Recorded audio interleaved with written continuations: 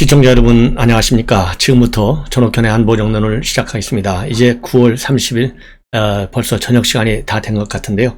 정치권 뉴스들 중심으로 말씀을 드리겠는데, 윤석열 총장이 전격적으로 캠프를 대대적으로 보강을 조치했고요.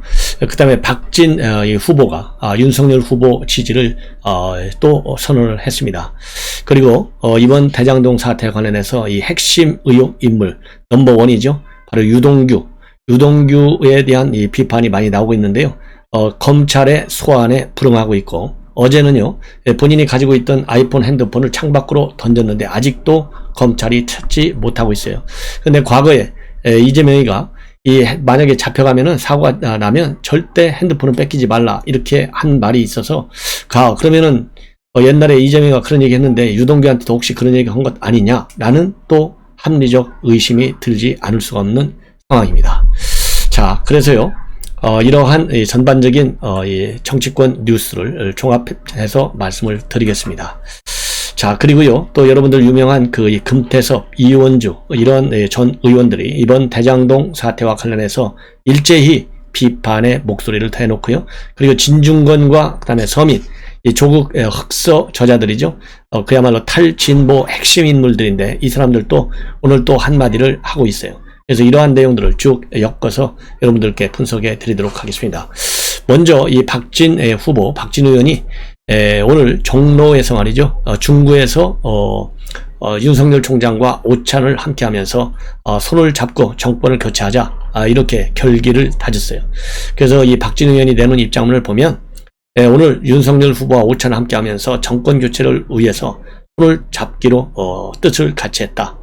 그래서 이번에 우리 국민의힘 경선에 참여한 모든 분들은 실력과 경륜을 갖춘 아주 훌륭한 분들인데, 다만 국민의 요구는 문재인 정권의 폭정을 중단시키고 부정과 부패를 심판하고 무너진 공정과 정의를 바로 세우라는 것이다. 그리고 또한 나라를 위태롭게 할 수 있는 또 다른 포퓰리스트 정권의 출현을 막아달라는 것이다. 그러한 국민의 요구를 가장 잘 충족시킬 수 있는 뚝심, 그리고 소신, 자질을 가진 후보가 바로 윤석열 후보다. 그래서 지금 국제적으로 보면 미중 패권 경쟁 속에서 국가적 생존 전략을 모색해야 되고, 훼손된 한미동맹을 정상화하고 원칙 있는 남북관계를 수립하고, 그리고 인도 태평양 쪽에서 새로운 평화와 번영의 미래를 열기 위한 치밀한 외교안보 전략이 요구되는 상황이다. 이러한 차원에서 이 박진 후보, 본인은 윤 후보와 같은 철학과 생각을 가지고 있다. 그래서요, 오늘 오찬에서는 과거에 이 개인적인 인연에서부터 시작해서 최근의 정치 현안, 당내 경선 문제에 관해서 허심탄회한 대화를 나눴다. 이렇게 하고요. 앞으로 본인이 준비했던 선진국형 정책 공약도 윤 후보에게 전달할 예정이고요. 내년 3월 대선에서 반드시 정권 교체를 해서 고통받는 국민께 희망을 들 수 있도록 모든 것을 다 바치겠다. 이렇게 입장문을 내놨는데요. 여기 한마디 더 할 것도 없고 뺄 것도 없고, 정말 우리 국민들, 우리 특히 야권에 있는 국민 여러분들께서 생각하시는 내용하고 이 박진 의원이 이번 SNS를 통해서 내놓은 입장 똑같을 것이다. 그래서 저도 제 방송의 목표가 지금 뭡니까? 정권 교체를 하는데 기여하자, 이거 아니겠어요? 그런 취지에 우리 시청자 여러분들도 생각을 같이 하셔서 정말 새벽 1시, 2시, 서너 시에 방송을 해도 꼭 많이 봐주시고, 또 댓글로 격려까지 해주는 시청자 여러분들께 다시 한번 감사드리고요. 정권 교체를 위해서 제 방송을 주변 분들에게 많이 권유해 주시고, 특히 20대, 30대, 40대의 이 아들, 딸, 손자, 며느리, 손녀 이렇게 가지고 계신 우리 시청자 여러분들께서요, 전옥현의 안보정론 꼭 권유해 주시면 정말 고맙겠습니다. 그 다음에는요, 윤석열 총장 캠프가 오늘 대대적으로 캠프 보강 인사 조치를 했습니다. 맨 먼저 이 조직 파트를 대대적으로 늘렸어요. 그래서 이 조직지원본부장에는 이영수 듀 한국의힘 회장이, 그리고 부본부장에는 이범래 전 의원을 임명을 했습니다. 그리고 박대동 전 의원은요, 이 경제특보 겸 울산 선대위 공동위원장에 임명을 했고요.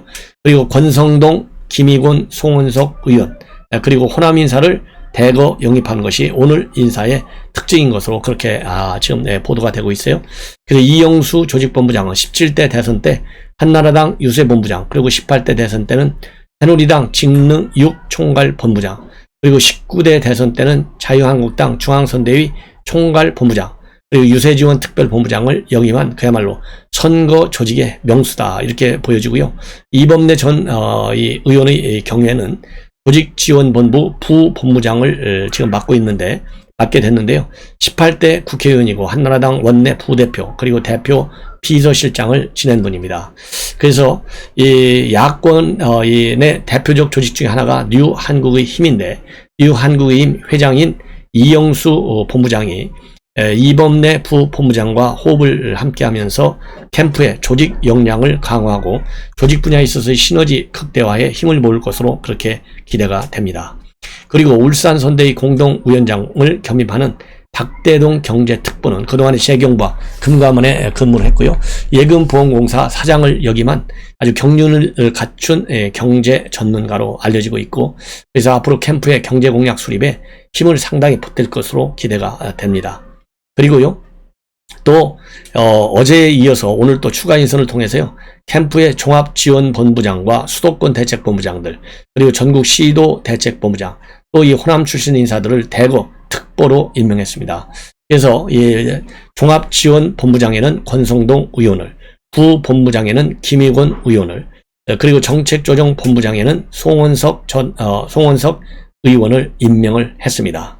그리고요, 이 캠프 신임 임명된 인물들을 보면요, 전국 시도정책위원장에는 김학용 전 의원, 그리고 수도권 대책본부장에는 함진규 전 의원, 그 다음에 울산 선대위 공동위원장에는 권명호 의원, 박대동 전 의원, 그리고 울산 선대위 공동본부장에는 장릉인 국민의힘 중앙위원회 총간사, 그 다음에 강용식 전 울산시당 사무처장, 국민통합본부장에는 이상직 전 민주평통 자문회의 사무처장, 그리고 시민단체 특보에는 최유성 전 정무장관실 실장, 그리고 충청지역 특보에는요, 조관식 세종시민포럼 이사장을 임명했습니다. 그리고요, 여성특보단도 대대적으로 확충했어요. 여성특보단장에는 김을동 전 의원, 그리고 이 여성특보에는요, 김혜성 전 의원과 이영애 전 시의원, 그리고 최단비 변호사, 그리고 임방글 변호사. 이 최단비하고 임방글 변호사는 우리 언론에도 많이 나오는 분이죠. 예.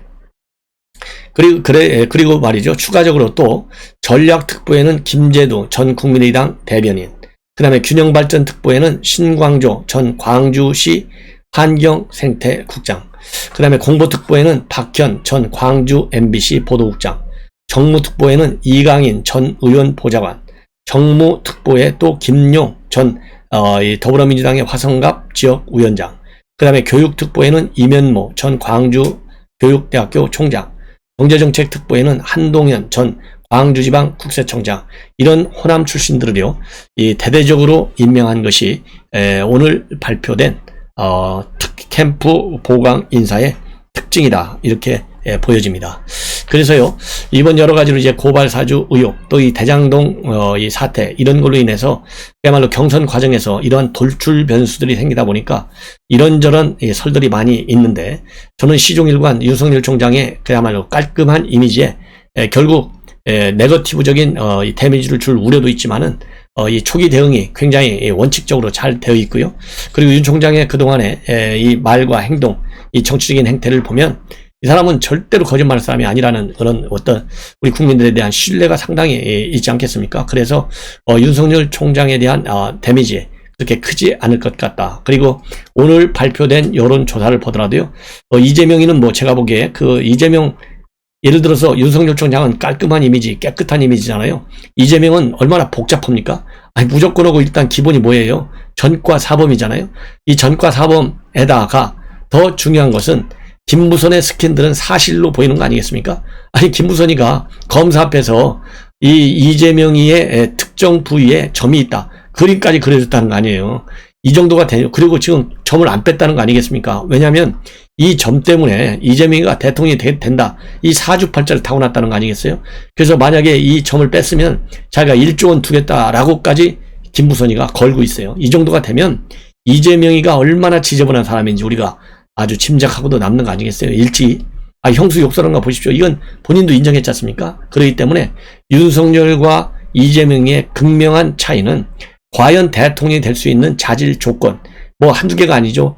사람에 따라서 수십 가지씩 될 수도 있는데, 저는 출발점은 대통령도 사람이잖아요. 그러면 사람이 갖춰야 할 human beings, 이 인간이 갖춰야 할 가장 기본적인 특성은 바로 뭐냐? 인간이 인간으로서의 갖춰야 할 기본적인 품성은 사회적인 도덕적 기준에서 벗어나지 않아야 된다. 더군다나 국정의 최고 책임자 아니에요? 그리고 대한민국을 상징하는 인물인데 인격적으로 전과 사범이 대통령이 된다? 이거 창피해요. 지금 대한민국 국가의 서열이 국제적으로 193개 유엔 회원국 중에 한 10등 전후예요. 이 정도 되는 국가에서 전과 사범이 대통령이 된다. 이거는 상상하기도 참 끔찍한 거 아니겠어요? 자, 세계의 정상회담 말이죠. 가기 싫어도 꼭 가야 되는 다자 정상회담이 1년에 수십 개가 돼요. 한 최소한도 10개에서 20개 사이 정도가 될 겁니다. 그래서 대한민국 대통령이 되면 거의 한두 달에 한 번씩 나가는 거 아니에요? 다자 정상회담 하러.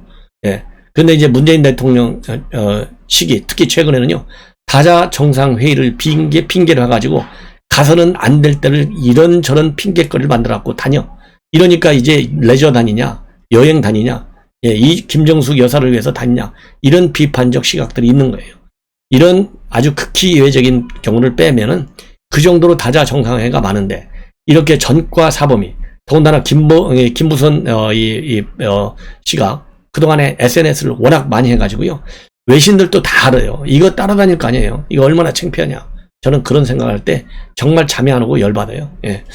자, 그러면은 이제 이재명 또 얘기를 하겠는데요.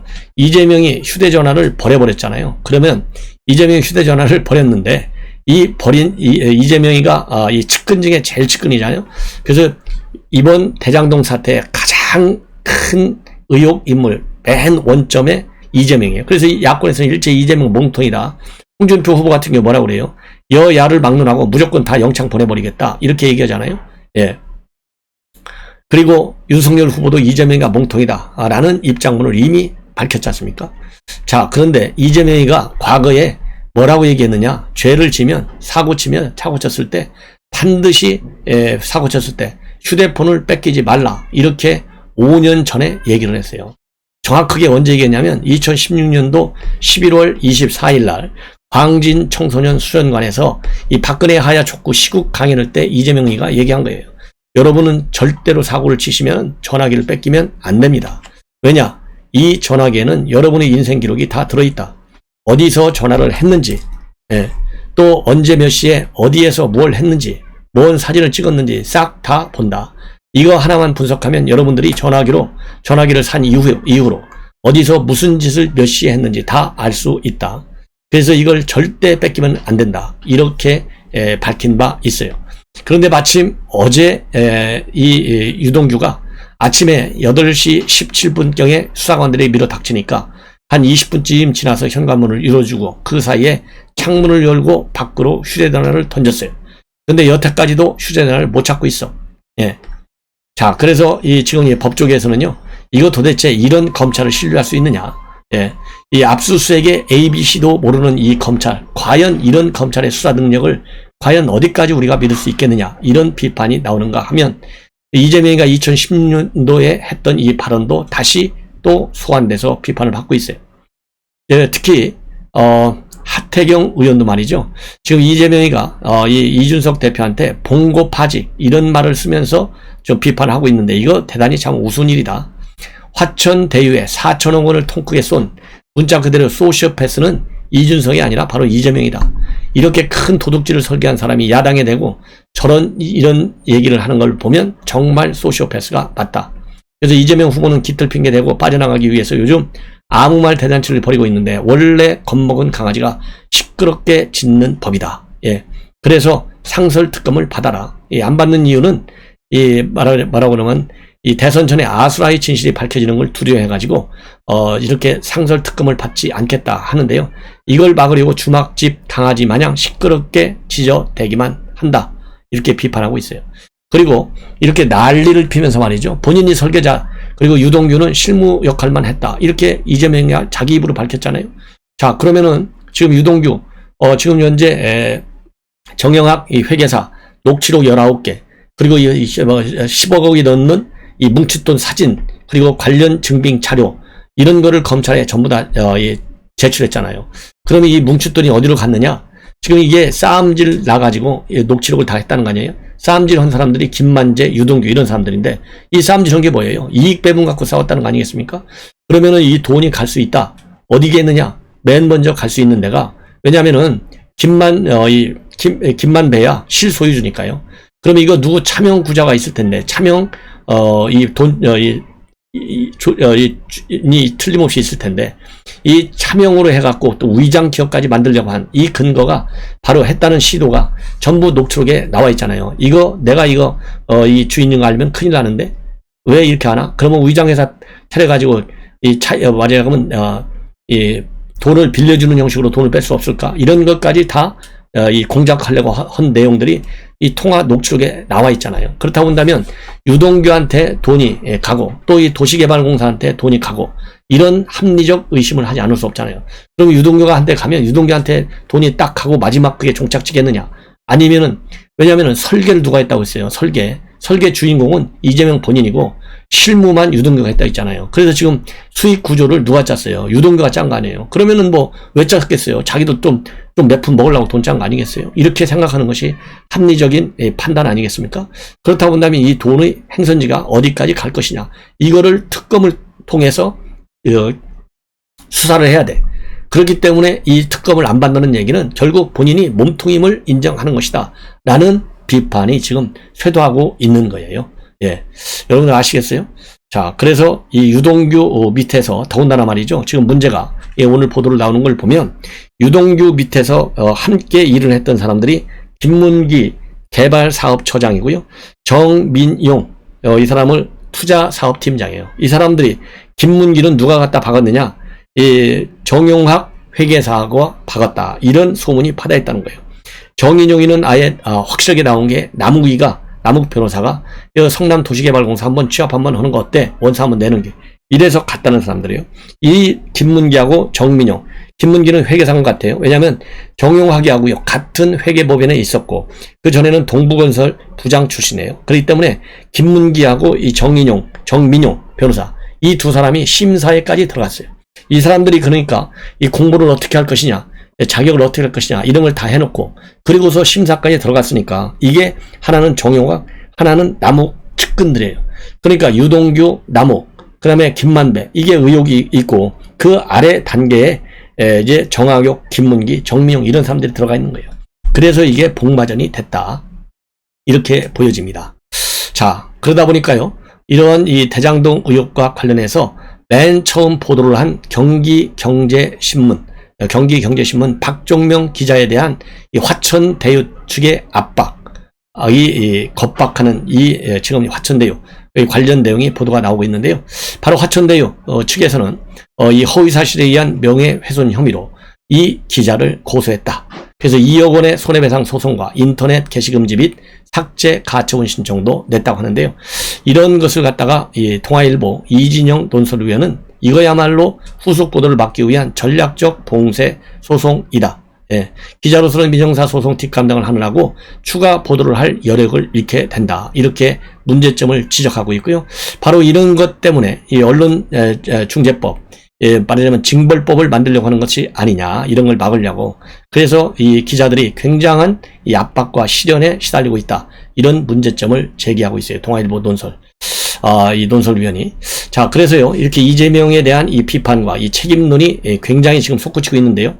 그래서 유동규가 만약에 죄가 받으면, 과연, 이재명 어떻게 할 것이냐, 이 사과하라, 이런 요구에 대해서 이재명 캠프 측에서는요, 이 가정을 전제로 해서 답변할 수는 없겠지만은, 만약에 그렇게 된다면, 관리 책임자로서, 상당히 뭔가 조치를 할 것이다. 관리 책임자로서의 이 사과 표명도 할 수 있다라는 그런, 입장을 발표했어요. 자, 이게 사과 표명하고 관계있어요? 자진해서 검찰에 출두해야죠. 예, 저는 그렇게 생각하고요. 그 다음에 진중권 교수가 이재명이가 슬쩍 관리 책임 얘기를 하는데, 이제는 이재명이는 무능과 부패 중에서 선택을 하라. 예, 이렇게 얘기를 하고 있습니다. 자, 그래서 이 진중권 교수가 말이죠. 오늘 이 페북을 통해서 밝힌 입장문을 보면 유동규가 지금 금품수수 의혹을 많이 받고 있지 않습니까? 그래서 관리자로서의 책임이 있다 이렇게 언급을 했어요. 이걸 언급한 걸 놓고 검찰에서 압수수색에 들어가니까 슬쩍 관리 책임을 얘기한다 이렇게 비판하면서요. 이재명 후보는 이제 선택지 앞에 서 있다. 자신이 무능했다고 하거나 부패했다고 하거나 어느 쪽을 선택하든지 선택하라. 예.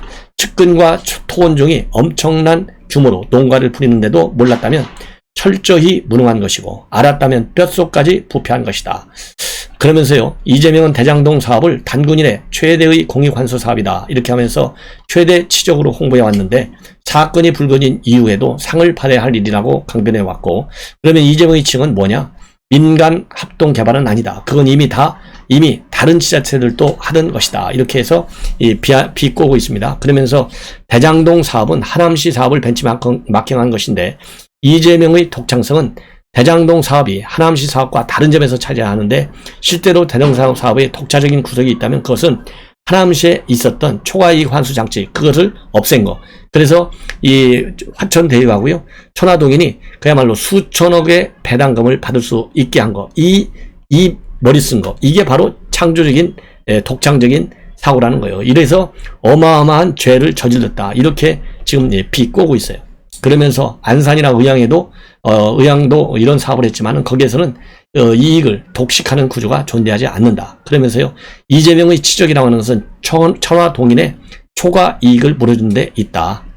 그래서 결국 원주민과 입주민의 불로소득을 정의롭게 환수해서 천화동인에 몰아준 이상한 수익 배분 모델, 즉 이재명 유동규 수익 모델이야말로 이재명 시장이 성남에서 무에서 유를 창조할 수 있었던 비결이다. 이것이 과연 단군인의 최대 치적이다. 이렇게 비꼬고 있어요. 그래서 아까 원주민과 입주민의 불로소득 이렇게 놓고 이제 질문표 또 정의롭게 이렇게 비판 안 하고 있는 겁니다.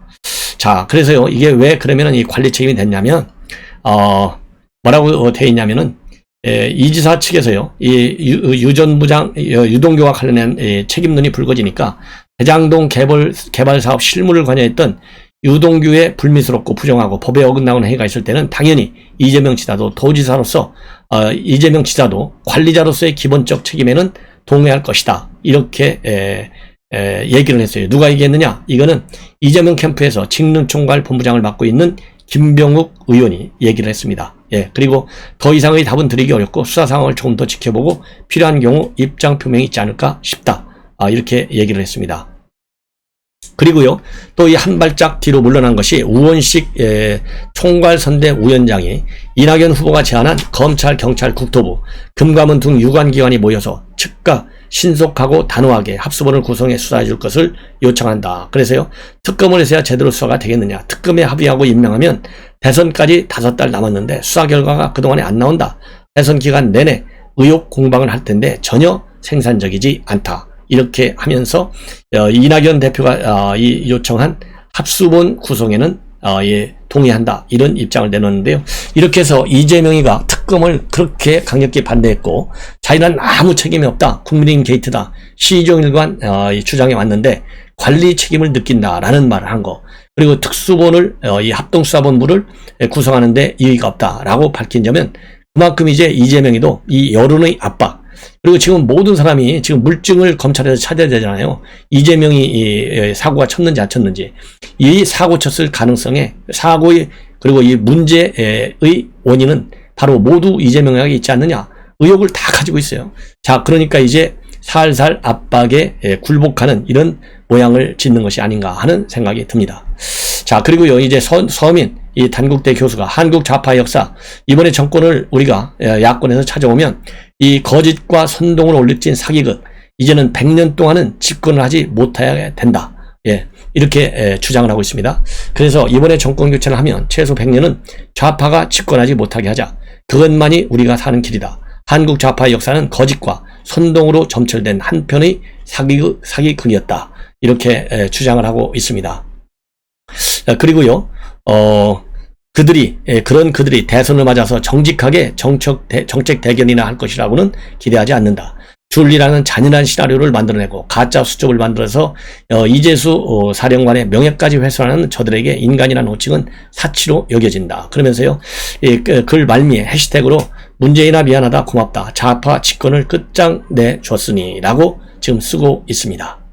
자, 이렇게 해서요.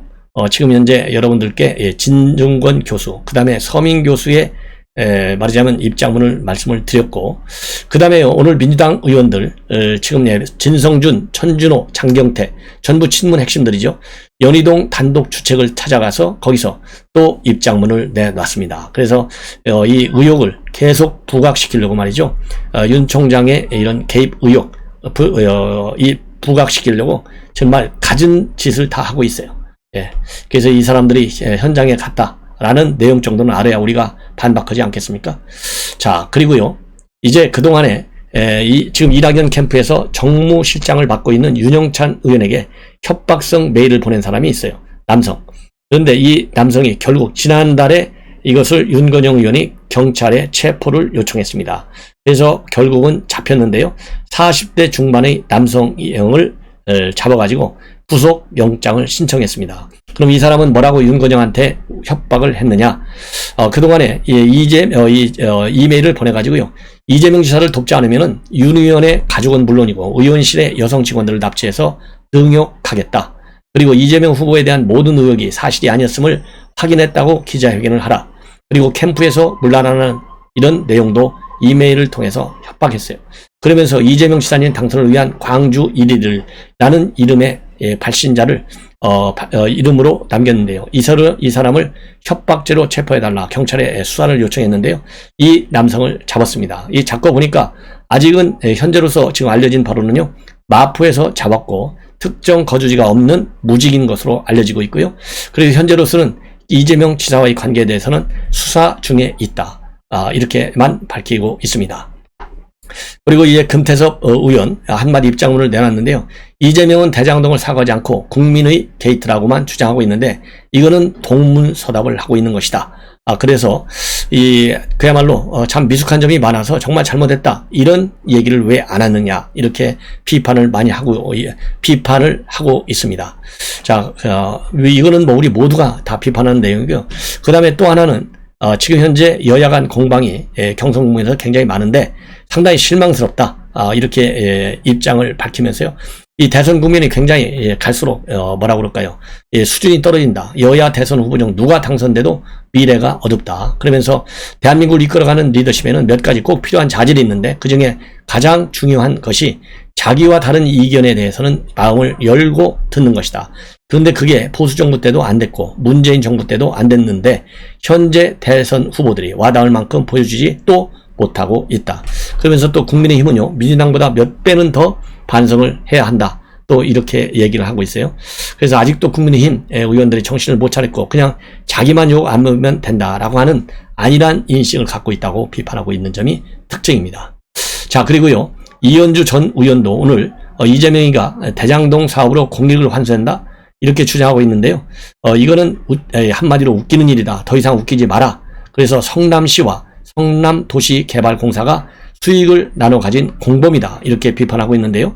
오늘 공공주택지구 전국연대 대책협의회 공전협의 기자회견을 밝혔는데 이 기자회견을 통해서 대장동 의혹과 관련해서 특검을 통해서 밝혀라.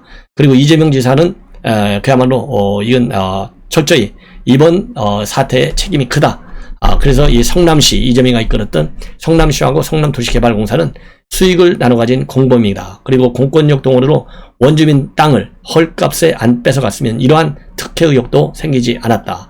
그러면서요. 자신을 할 일을 소홀히 한 채 공익 환수를 한다는 명목으로 착복했는지 특검을 통해 밝혀야 한다. 이런 사안이 가능하게 된 것에 대해서 성남도시개발공사도 샅샅이 파헤쳐야 한다. 이런 입장문을 이현주 상임 고문이 냈습니다. 그래서 이 공전협의 이현주 의원이 상임 고문으로 되어 있어요. 그래서 오늘 이러한 입장문을 냈습니다. 그래서요, 또 한 가지 이제 특이한 것 중에 하나는 임채관 공전협 의장이 바로 토지보상법 개정을 요구하고 나섰습니다.